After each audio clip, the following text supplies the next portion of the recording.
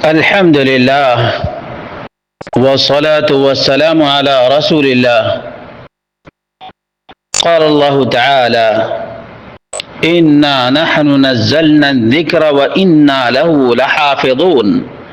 برادران اسلام، خواتین و حضرات، اللہ رب العالمین نے محمد رسول اللہ صلی اللہ علیہ وسلم کو نبوت اور رسالت کے لیے چن لیا اور نبوی پیغام کو عام کرنے کے لیے اللہ رب العالمین نے صحابہ کا انتخاب کیا. صحابہ میں 10 مبشرہ اور دیگر صحابہ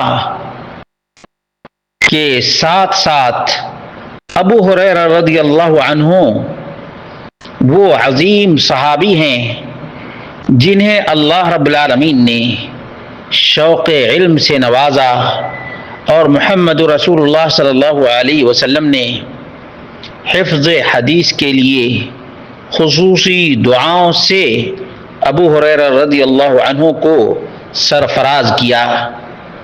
اب اگر کوئی مستشرق یا مستشرق کا دم چھلا، کوئی رافضی نیم رافضی سبائی ابو ہریرہ پر اعتراض کرتا ہے تو وہ ذلیل، رسوا اور خوار ہوگا.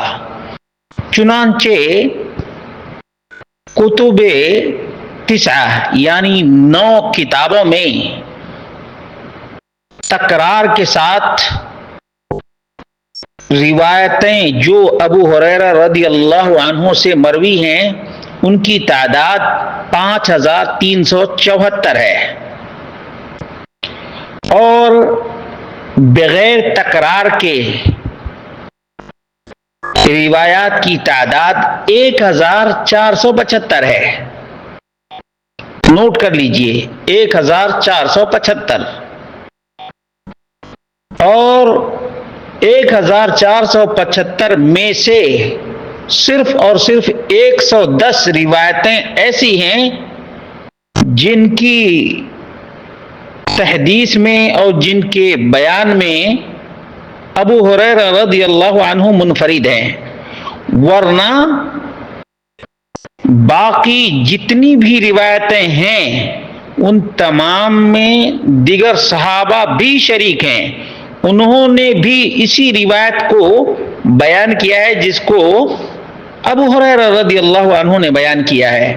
اور نوٹ کر لیں ان روایات میں اللہ کے رسول صلی اللہ علیہ وسلم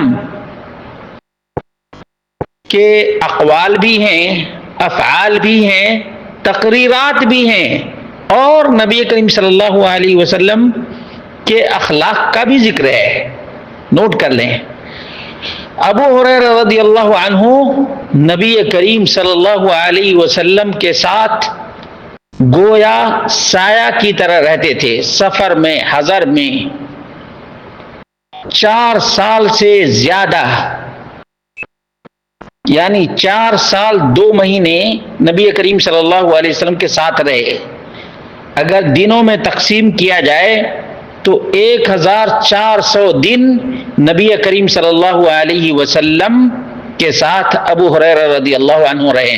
نوٹ کر لیں یہ نمبر اور یہ عدد تاکہ سمجھنا آسان ہو جائے. کتنے؟ 1400 دن رہے. روایتیں کتنی؟ 1475 بغیر تکرار کے. اور 1400 دنوں میں 200 سے زیادہ تو جمعہ ہی کے دن آئے ہوں گے. 200 سے زیادہ جمعہ ہی کے دن آئے ہوں گے اور اللہ کے رسول صلی اللہ علیہ وسلم نے خطبہ دیا ہوگا. تو بھلا بتاؤ میرے بھائیوں، دوستوں اور ساتھیوں، 4 سال 2 مہینے کی مدت میں اگر 1400 یا 1450 روایتیں منقول ہوں تو تعجب کی کون سی بات ہے. آج ایک معمولی سی کوشش آپ دیکھ لیجئے. آج ایک آدمی ایک دن میں 3 4 5 6 10 میسج بھیج دیتا ہے. بھیجتا ہے یا نہیں بھیجتا ہے؟ اس پر تو کوئی اعتراض نہیں کرتا. لیکن ابو ہریرہ چونکہ اسلام کے راوی ہیں، حدیث کے راوی ہیں، اس لیے جو بھی اسلام سے الرجی رکھتا ہے، اسلامی تعلیمات سے جس کو تکلیف ہوتی ہے، وہ ابو ہریرہ رضی اللہ عنہ پر سب سے پہلے اٹیک کرتا ہے. چاہے کوئی رافضی ہو، معتزلی ہو، جہمی ہو یا کوئی بھی ہو. بہرحال اللہ رب العالمین نے ابو ہریرہ رضی اللہ عنہ کا مقام بہت ہی اونچا رکھا، اور انہوں نے محمد رسول اللہ صلی اللہ علیہ وسلم کے عمل، قول اور تقریر کو امت کے سامنے پیش کیا. اللہ رب العالمین ہم سب کو نبی اکرم صلی اللہ علیہ وسلم کی تعلیمات سے فیض یاب ہونے کی توفیق عطا فرمائے.